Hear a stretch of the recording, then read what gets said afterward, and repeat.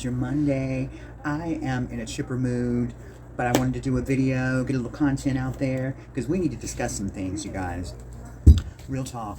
For everyone that's in the Free Britney movement, her dad is coming out and saying all these horrible things about our girl, and it's just got to stop. I'm done. I'm done with it. Something's got to be done.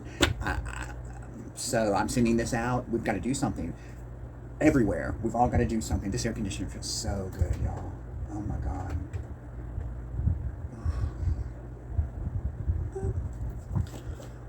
I'm going to put a little link to the Google article that's circulating around, and here's a little picture of it too. Let me know what you think. Sorry, darlings, I had to take a little break and eat my Chinese food, and I watched the playback, and it looked like I didn't have any eyebrows on. I had to redo my eyebrows. So, of course, while I was redoing my eyebrows, I just went ahead and put on a little lip gloss. The guys seem to like it. I don't know. So I'm going to read you what this Britney article says, okay? That her beautiful dad, lovely Mr. what's his name, Jamie Spears, or as Emily Baker, the lawyer extraordinaire, says, Dad Spears. He's not a dad. Britney Spears has addiction and mental issues, says Jamie. In a bold new statement, Britney Spears' father, Jamie Spears, has claimed his daughter battles with addiction and mental health issues and states it's much more serious than the public knows. If the public knew all the facts of Miss Spears' personal life, not only her highs but also her lows, all of the addiction and mental health issues that she has struggled with, and all of the challenges of conservatorship, they would praise me for the job I've done and not vilify me.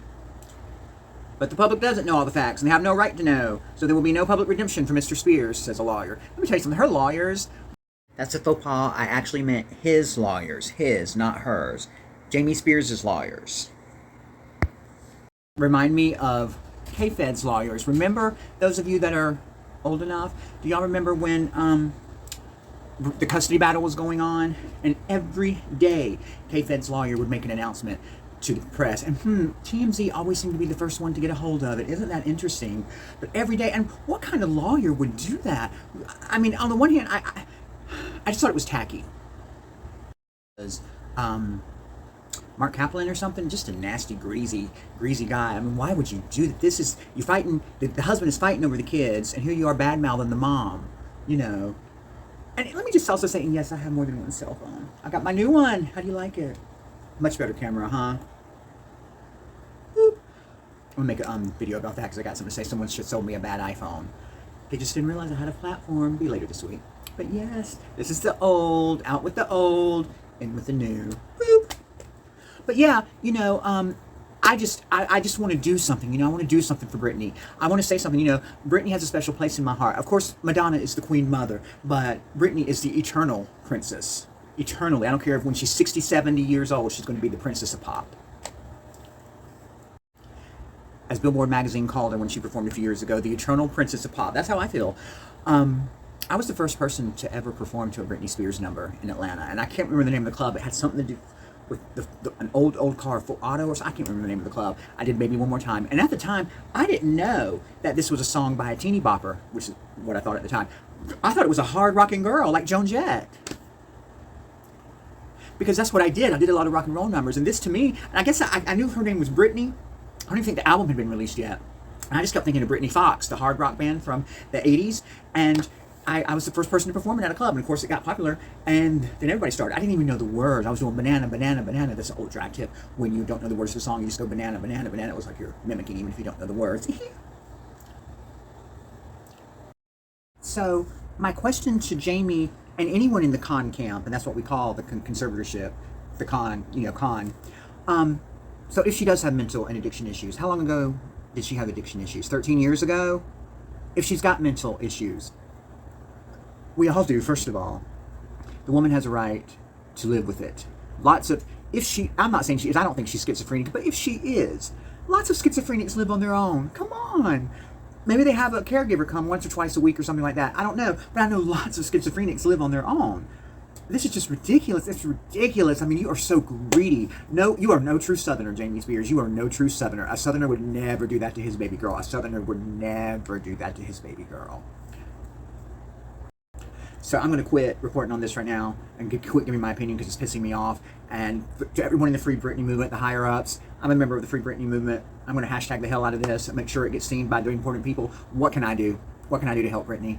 I have a small platform. It's not huge. It's big in Europe. It's not big in America, but I will do whatever I can. On to other things, y'all. Do y'all know there's lots of drama on YouTube? And I was thinking it was a really slow weekend, this past weekend. But the things that the beauty influencers and the Shane Dawsons and the Trisha Paytas, which I'll get to in a minute, they're not the only stars on YouTube. There's a whole fitness community. And I just didn't know the drama that is going on over there. First of all, there's this guy named, his podcast is Duke&Don. So Duke&Don is a podcast with a really hot guy, you guys. Anyway, I am what I am. Anna Quinn Fitness, who is really big on Instagram and is making a name for herself here on YouTube. She did a little message, a video to her supporters, fans, about these really big fitness guys named Fresh&Fit. And I was apprehensive at first about doing this because these guys, I'm not easily intimidated, but these guys intimidate the hell out of me, especially the one because he looks like the type of guy that I would go for back in the day.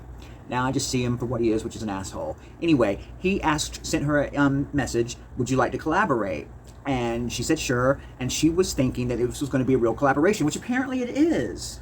And the caramel guy, okay, the Fresh&Fit, I think it's Fit, I'm not sure. It's not 360. The other guy sent her a message about collaborating, and she expressed a little bit of interest, but he said, we don't pay, but we sleep with you in order to do our collaboration. And she was like, huh? Anyway, she made a video about it. She read the message and everything. Well, Fresh&Fit have come out and just blasted her, saying things that you can imagine that little boys do when the girl disses them. And I have to say, the guy is hot. I mean, like, keep it real. I'll give credit where credit is due. He is hot. But just the wording of it was so, and I'm not a feminist, but some, what's that word, misogynist? It was so, it was, the way he described it, you know, he just comes off as very, even me, who is very attracted to that, you know, big ego type of guy, even me, I was like, no. And she's a pretty girl. And, you know, the thing about me is that I'm not the fitness videos or whatever. The one that I watch on Instagram is Ramiro Russell, who I've known ever since he was on Facebook. I think I knew him on MySpace. I've been following him for years, and I did an interview with him on my old Facebook show, and just love him. I would almost consider him a friend. Really sweet and hot guy. But my type of fitness is laying on the couch in full makeup and hair and a fur coat eating Doritos. That's how I work out. And that other thing too. But, you know, I'm not big in that. But this drama, Duke&Don is kind of like he reports on the tea in the fitness community. And now Fresh&Fit, because he's reported on this, Fresh&Fit are coming after him. This is Fresh&Fit talking about her. Now you got to deal with that. Now you got to get embarrassed, look stupid, and all this other shit. What's up, guys? Welcome to another. You know, but Duke&Don is just, he's just having fun with it because they're coming out, you know, bashing him because he's reporting on it and saying that he's just trying to get clout. And he's like, hell yeah, I'm getting more subscribers and everything. And I just like Duke&Don. I subscribed. I didn't subscribe to Fresh&Fit, but I subscribed to Duke&Don. I'm not at all interested in that much in the fitness community, but I'm interested in this and what he has to say, Duke&Don. So kudos and keep it going. And what I don't think Fresh&Fit realized was that they really met their match with this guy, because this guy is smart. He has a smart mouth. He's fun, though. He's fun. There's really no horrible bitterness attached to it. And let me just come out and say, yes, I am clout. Yes, I am clout chasing. Yes, I need the viewers too. You know, I'm not a tea channel. I'm not a drama channel on YouTube. I comment on things that people are talking about. I give my opinion, what I think. I don't report the tea as soon as it happens. I let the others do that and then I comment on it. But I like Duke&Don. I like him a lot. So I guess the big news this weekend has been Trisha Paytas. And you guys, I realize she's the queen of YouTube. And I always liked her. I respected her. And I will say this. I love her music. I love to hear her sing. She does a version of Let It Go from Frozen. And she hits the notes that Idina Menzel can no longer hit. And don't come for me. Because you know ever since Wicked, Idina doesn't have the same voice. I love Idina too. I love to hear her sing. But if I were her, I would have been glad at the Oscars when John Travolta mispronounced or whatever her name, massacred her name. Because when she did that song, I was like... But then come to find out, Wicked, when she was doing all those shows of Wicked, it really damaged her voice. So Trisha Paytas is saying that Ethan Klein, from her co-star on Frenemies, should be deplatformed because of their disagreements. And there's plenty of stuff to watch. It's all over YouTube, y'all. So if you don't know what I'm talking about, go look at it. And I just have to say this, you know, ever since I've discovered some stuff about her constantly contradicting herself, and it's virtually hypocrisy, the way she did Nick Avocado a few years ago, just the constant hypocrisy. And the fact that Ethan Klein's wife is pregnant and Trisha is doing all this, saying all this, enough's enough. I'm done. I don't like Trisha Paytas anymore. I can't. And I've never been a huge fan of hers on YouTube because it's just too much. That crying on the floor, laughing, eating food. Why? It's just not my thing. It's just not my thing. I'd rather watch her than Gabby Hanna. Don't get me wrong, but yeah, I'm done. I'm done. And now apparently, her fiance, who is Ethan's wife's brother, they've all stopped following each other. So there's a big rift in the family. And Rich Lux has a great... I've got a lot of links to put on this video. But Rich Lux has a great skit today where he says when he goes to the wedding, if there's anyone who, you know, he's going to stand up. He does. It's so funny, you guys. You got to see it. He's going to stand up and say, I object, or whatever. I love Rich Lux. And I'll put a link to his video. He talks about it like crazy today. And then, of course, there's my darling Sebastian Soto, who tries so hard to see the good in people, has a heart of gold. And even he's just like, it's just too much, you guys. I mean, this girl, I think Trisha should be deplatformed. Of course, she'll make a video about it, put it on TikTok and start crying. I love her music, though. I'm not going to lie. I do love her music. And, y'all, I'm getting along in my book, The Courtship of Eboni Law. And I'm just going to say, for those lonely Friday nights when he didn't call, for those depressing Sunday nights when you're wondering where he's at and does he really like you, this book will take your mind off of it. I'm halfway through. Because I've been reading it and rereading parts. I'm interviewing the author sometime this week or next week, and I've been rereading parts that, you know how you read a book and then you read something and you realize you don't know what you just read? I'm making sure that doesn't happen because I'm interviewing the author. So I'm interviewing the author either this week or next week. I just have to check. I have to finish the book. It's up to me. I have to finish the book and then we'll do it. I just don't want to come off as I've seen lots of authors being interviewed and it's obvious that the interviewer has not read the book. And this happened with Diana Ross and Oprah Winfrey when she released her book many years ago. Oprah had her on the show, and Oprah did not read that book. If she did, she would know that it was not an actual autobiography. It was a book about self-esteem and stuff. It was not an autobiography. Oprah did not read that Diana Ross autobiography because it wasn't an autobiography. I'm just saying, I don't want to be like that. I'm actually enjoying this book. I'm having fun with it. It's sexy.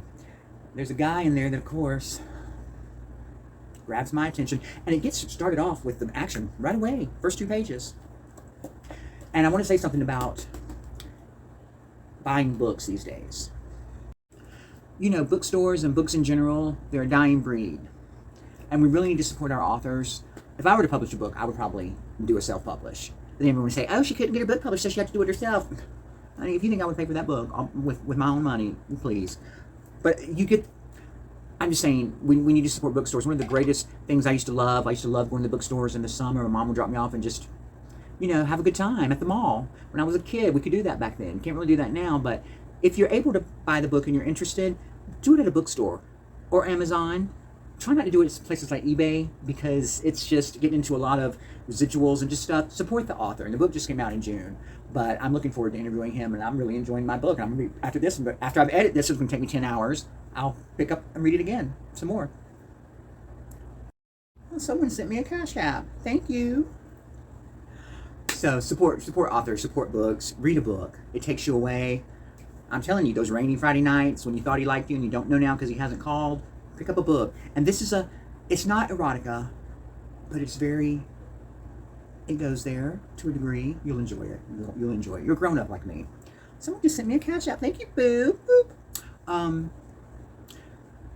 remember, I'm going to put my email address. If you want a t-shirt, email me. I'll send you one for a while. I'll do that. I will send you one. Even in Europe, wherever you are, if you want a t-shirt, I will gladly send you one. But please don't put it in the drawer. I want you to wear it. Can you do that?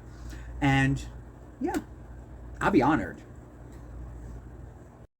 Now, if you should want to help with the postage or whatever, I'll put my Cash App on the back of this video.